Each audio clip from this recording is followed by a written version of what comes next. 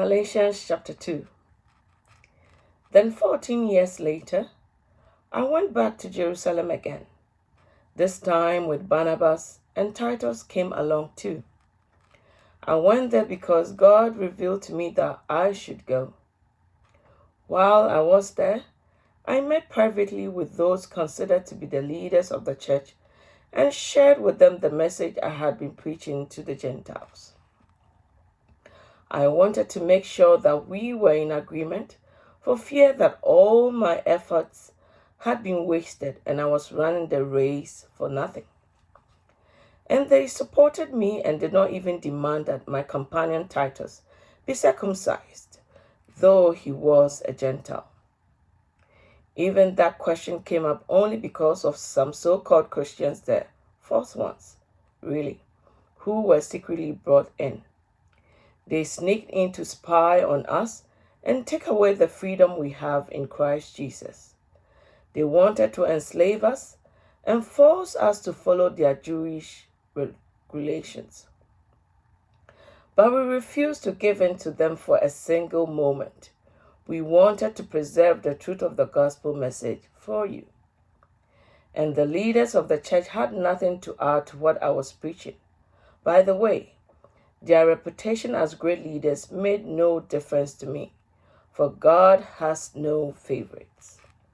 Instead, they saw that God has given me the responsibility of preaching the gospel to the Gentiles, just as he had given Peter the responsibility of preaching to the Jews.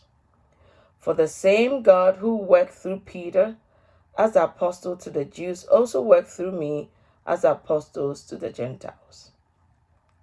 In fact, James, Peter, and John, who were known as pillars of the church, recognized the gift God had given me, and they accepted Barnabas and me as their co-workers.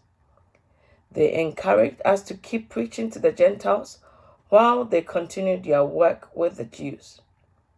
Their only suggestion was that we keep on helping the poor, which I have always been eager to do. But when Peter came to Antioch, I had to oppose him to his face, for what he did was very wrong.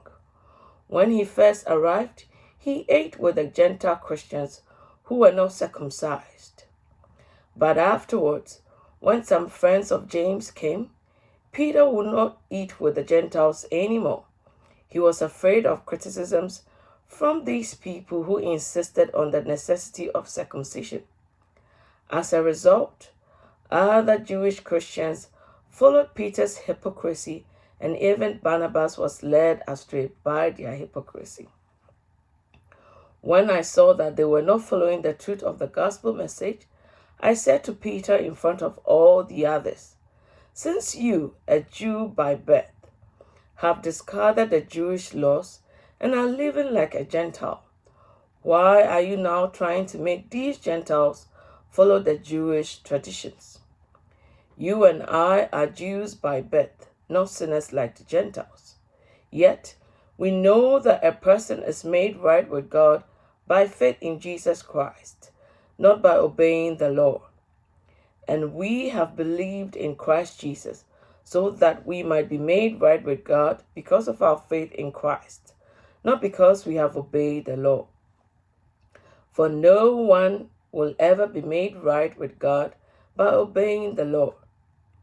But suppose we seek to be made right with God through faith in Christ, and then we are found guilty because we have abandoned the law. Would that mean Christ has led us into sin? Absolutely not. Rather, I am a sinner if I rebuild the old system of the law I already tore down. For when I tried to keep the law, it condemned me. So I died to the law. I stopped trying to meet all its requirements so that I might live for God. My old self has been crucified with Christ. It is no longer I who live, but Christ lives in me.